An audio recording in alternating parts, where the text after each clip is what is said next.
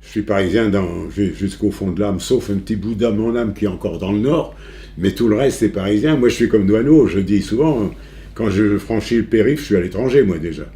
Hein, je voyage très peu, Paris pour moi c'est tout, et quand on m'emmène quelque part, au bout de 8 jours, je suis heureux comme tout de revenir ici.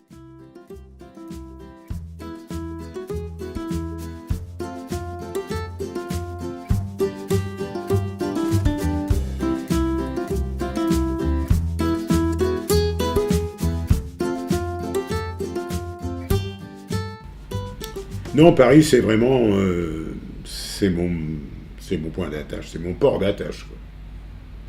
Je me suis toujours intéressé, étant gamin, à la peinture, c'est-à-dire à l'art pictural, à la représentation.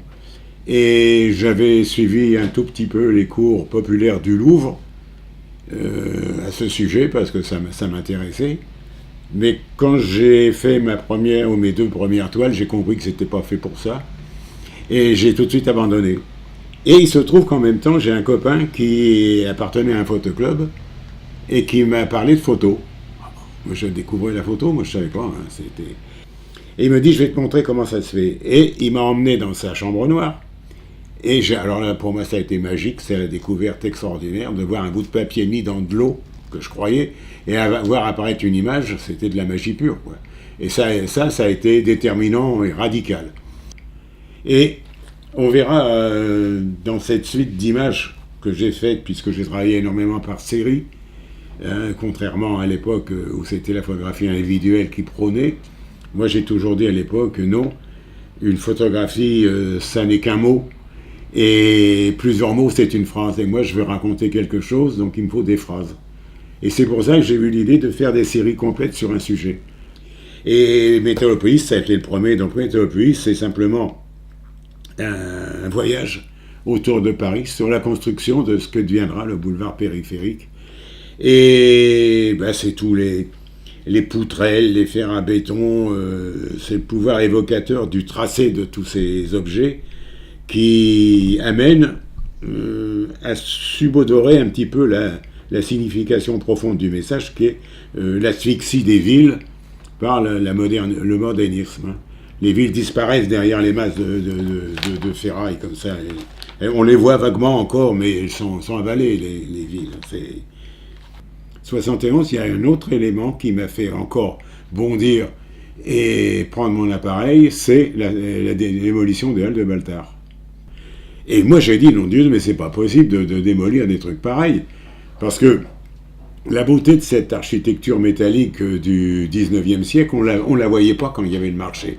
Il était surchargé d'un tas d'éléments, on voyait pas vraiment l'ossature des choses. Quand ça a été vidé, c'est là on a vu les lignes architecturales des choses, on s'est dit, mais c'est invraisemblable de démolir ça. D'autant que ça pouvait servir à une maison de la culture à plusieurs étages, alors qu'il n'y en avait pas. Et puis ça, après, c'est Bercy, encore un truc revendicatif. Ça allait être démoli, Bercy. Encore le vieux Parisien que je suis, encore bondi en disant c'est pas possible. Ils vont pas nous démolir le seul village encore qui existait du 19e siècle, pur. Hein, quand il avait été rassemblé par Thiers, quand il a rassemblé les communes autour de Paris pour faire le Paris, Bercy, c'était une commune. Et il y avait encore ces grilles, et il y a toujours les grilles, elles y sont encore, on peut les voir. Qui entourait, c'était un village qui n'avait pas bougé depuis 150 ans. Oui, 150 ans, oui. Et je lui dis, c'est pas possible. Donc là aussi, j'ai été photographié ce que je pouvais trouver encore de Bercy. Et après, j'ai suivi la démolition. Bon,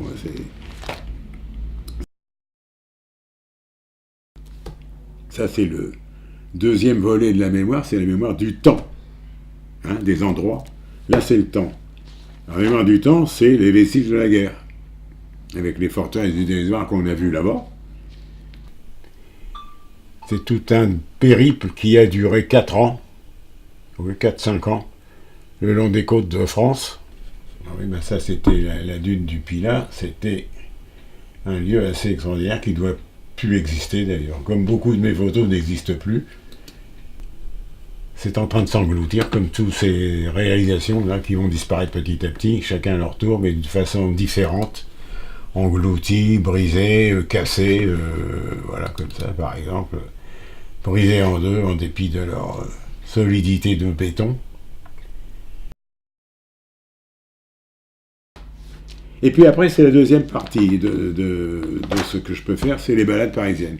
Donc c'est les photos de Paris qui, elles, quelquefois, elles répondent aussi à une réaction à une décision qui est prise et qui ne me convient pas. Ça peut arriver, ça. Mais c'est une promenade dans Paris, mais ça, voilà, tout ça, c'est Paris qui n'existe plus non plus, d'ailleurs. Hein. Les trois quarts de ces coins-là n'existent plus non plus.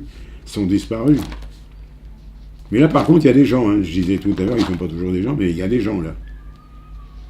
87, c'est les années à peu près. Hein. C'est les années où j'ai le plus produit, ça. Les années 80, 90, début 90. Et après, j'ai beaucoup moins produit pour la simple raison que, à partir de 1980 à peu près, j'ai écrit de plus en plus. Je me suis lancé dans les bouquins et je ne pouvais pas être avec mon stylo devant un bouquin et avec mon appareil photo en train de photographier dehors. Donc il y a eu un ralentissement de la production photo après les années 80 que je regrette un peu maintenant, mais pas trop, parce qu'il y a les bouquins qui sont là, c'est chouette aussi un bouquin. Alors voilà. Un cheminement rapide, c'est comme quoi 50 temps de photographie, ça prend pas tellement de temps. Hein.